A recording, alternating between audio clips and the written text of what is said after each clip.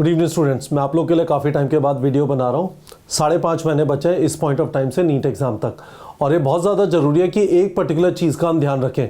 हमारा focus syllabus completion पे है। सही बात है, सिलेबस कंप्लीशन पे फोकस होना चाहिए, क्योंकि सिलेबस कंप्लीशन होगा तभी आप नीट एग्जाम के अंदर compete कर सकते हैं। यदि आपके सिलेबस में कुछ चैप्टर छूट गए तो गड़बड़ है। नीट एग्जाम वैसा एग्जाम नहीं है जैसा जेईई एडवांस होता है कि कुछ चैप्टर छोड़ के चलेगा, फर्क नहीं पड़ेगा। Every chapter has to be completed. पर जो चीज़ इस टाइम पे इग्नोर होने का सीन है वो है रिविजन। और बिना रिवीजन के इतना बड़ा जो सिलेबस है 82 चैप्टर्स का, फिजिक्स में 28 चैप्टर, केमिस्ट्री में 22 चैप्टर और बायोलॉजी के अंदर 32 चैप्टर, हम आगे बढ़ते जाएंगे और भूलते जाएंगे। इस वजह से ज़रूरी है कि सिलेबस कंप्लीशन के साथ आपका रिवीजन का मैकेनिज्म भी बना रहे। तो मुझे कुछ बच्चों ने पूछा कि सर एक बार ये बता दीजिए कि रिवीजन को ऑर्गेनाइज कैसे करें। बैठ जाते हैं हर रोज़ हम 2 घंटे रिवाइज करते हैं, कोई भी एनसीईआरटी पढ़ना चालू कर देते हैं। किसी ने बोला था एनसीईआरटी बायो को 20-20, 25-25 बार पढ़ना है, पर सब मज़ा नहीं आ रहा, अजीब सा अधूरा लग रहा है टाइम वेस्ट कर रहे हैं।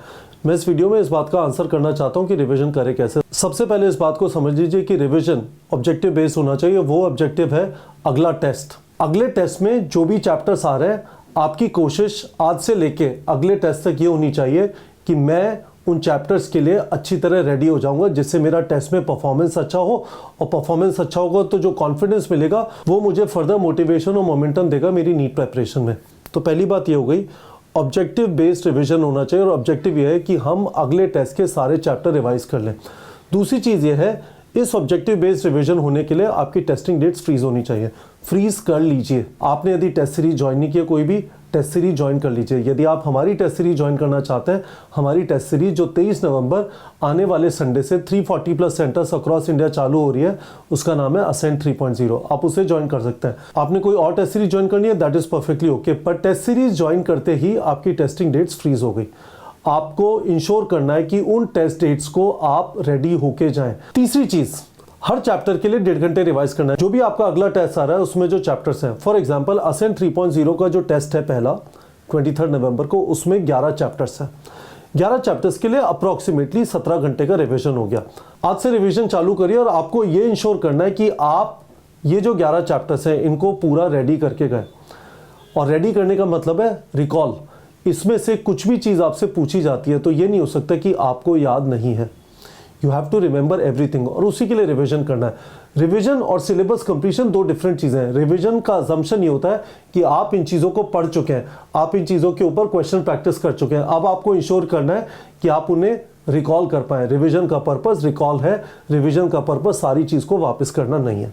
ठीक है, तो दिन का टारगेट रख लीजिए, 1.5 से 2 घंटे का रिवीजन करना है। और हर रोज़ 1.5 से 2 घंटे रिवीजन करना है। सुबह से दिन खत्म होने तक 10 घंटे का सिलेबस कंप्लीशन का टाइम और 2 घंटे का revision time. That is the way you balance. ऐसा नहीं हो सकता कि सिर्फ रिवीजन पे टाइम लगा दिया फिर आपका सिलेबस छूट जाएगा। ऐसा नहीं हो सकता कि सिर्फ सिलेबस कंप्लीशन पे टाइम लगाया फिर आप रिवाइज नहीं करेंगे, टेस्ट देने से डर लगेगा और आपको बाद में जाके समझ आएगा शिट यार सारी चीज़ें भूल गया। तो ये जो 5 स्टेप्स हैं ये आपको फॉलो करनी है। This is the way you revise in an efficient manner, test based revision. अब मैं आपको यह बताना चाहता हूं कि कहां से रिवाइज करें और क्या रिवाइज करें। तो सबसे पहले इस बात को समझ लीजिए, वीडियोस वापस नहीं देखेंगे, वापस सारे एमसीक्यू सॉल्व नहीं करेंगे। हमने नीट 2025 लेवल के एमसीक्यूज डाले, जो मुश्किल वाले एमसीक्यूज हैं ये भी रिवीजन के टाइम पे सॉल्व नहीं करना है। रिवीजन के टाइम पे जो डेफिनेटली करना है, आपने वीडियो देखते हुए जो नोट्स बनाए थे और शॉर्ट नोट्स बनाए उनको वापस देख लीजिए, जिससे आपको सारे फॉर्मूले याद आ जाए। फैक्ट शीट्स, फॉर्मूला शीट्स, इनको देख लीजिए। जो क्वेश्चन आपने गलत किए थे, जो बुकमार्क किए थे, these are very very important. तो 1, 2, 3, 4, 5 ये 5 चीजें आपका कोर है रिवाइज करने का। अगेन पर्पस है रिकॉल करना। पर्पस ये नहीं कि मुझे कुछ आता नहीं उसको वापस नया सीख जाऊंगा। ठीक है, उसके अलावा आप DPP generator, mini question bank और कस्टम टेस्ट जनरेटर से थोड़ा एक्स्ट्रा रिवाइज कर सकते हैं आपके पास टाइम। पर याद रखिएगा आपका सिलेबस कंप्लीशन भी चल रहा है। सिलेबस कंप्लीशन के 10 घंटे और 2 घंटे का रिवीजन मेरे हिसाब से वो सफिशिएंट है। तो इसका मतलब यदि आप ये 3 चीजें नहीं कर पा रहे, दैट इज परफेक्टली ओके।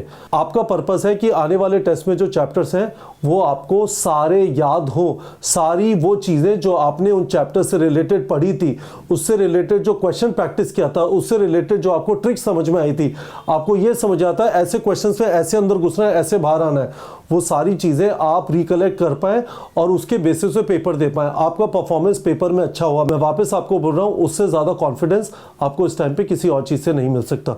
तो मैं कुछ चीज़ें यहाँ पे आपको दिखा देता हूँ, खासकर इनकरेक्ट क्वेश्चन और bookmark question. This is very very cool inside. यदि आप neetprep.com पे टारगेट बैच से प्रैक्टिस करते हैं, neetprep.com पे गए, मेन्यू में गए, माई क्वेश्चंस में गए, है ना। अब जैसे एक जो चैप्टर आ रहा है बायोलॉजिकल क्लासिफिकेशन आ रहा है, आने वाले जो 23 नवंबर का असेंट 3.0 का टेस्ट है, आप बुकमार्क क्वेश्चंस पे गए, बुकमार्क क्वेश्चन दिखा रहा है, यहाँ पे 2 ऑप्शन आते हैं, बुकमार्क और इनकरेक्ट क्वेश्चन। लेट्स से आप बुकमार्क क्वेश्चन पे गए, आपने चैप्टर सेलेक्ट किया बायोलॉजिकल क्लासिफिकेशन, ठीक है, फिल्टर कर दिया, सारे बुकमार्क क्वेश्चन आ जाएंगे बायोलॉजिकल क्लासिफिकेशन के, है ना। You want to go through these questions, quickly इनको देख लीजिए, जिससे आपने बुकमार्क इसलिए किया था कि यार क्वेश्चन अच्छा है, इसको मैं वापस देखना चाहूँगा। ये बहुत बड़ा फ़ायदा है ऑनलाइन इस तरह से हमारे यहाँ पे प्रैक्टिस करने का। बुक के अंदर यदि आप गोले वोले मार लेते हैं, बड़ा क्लमजी होता है, इधर उधर से ढूंढना और उसके बाद मिस होने का चांस बहुत अच्छा होता है। यहाँ पे आप प्रॉपर्ली बुकमार्क कर देंगे, क्वेश्चन अच्छा लगा, बुकमार्क कर दिया। मैंने पहले वाले वीडियोज़ में कवर किया है टारगेट बैच में अलग अलग चीज़ों को कैसे यूज़ करते हैं, वीडियो के डिस्क्रिप्शन में एक लिंक डाला हुआ है, जाके वहाँ पर देख लीजिए। Similarly incorrect question, correct question देख लिए, वही बायोलॉजिकल क्लासिफिकेशन, फिल्टर किया, जो भी आपके क्वेश्चन गलत हुए वो भी आ गए। अब ये 2 चीज़ों को तो देखना चाहेंगे ना, जो क्वेश्चन अच्छा लगा सही हो गया पर अच्छा लगा मैं वापस देखना चाहता हूँ, या जो क्वेश्चन गलत हुआ, that is the way you are revising. जो आपकी गलती है उनको क्विकली आपने देख लिया, करेक्ट, ये भी समझ में आ गया, है ना।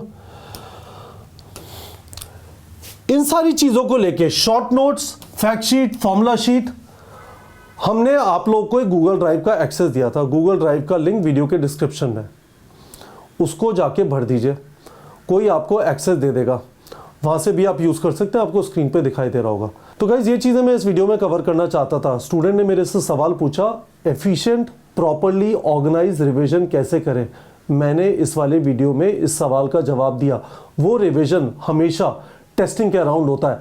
आपका जो अगला टेस्ट आ रहा है उसके लिए आपको डेली रिवाइज करना है, और धीमे धीमे आप देखेंगे कि वो जो भूलने वाला चक्कर है, घोड़े आगे बढ़ते गए और पीछे से घोड़े गायब होते रहे, वो सब नहीं होगा। बताइए वीडियो के कमेंट सेक्शन में क्या आपको ये बात समझ में आई, और क्या आप ये कमिट कर रहे हैं कि हाँ सर इस तरह से रिवाइज करेंगे, और हाँ सर हमने अपनी टेस्टिंग डेट्स फ्रीज कर लिया। ठीक है बच्चों।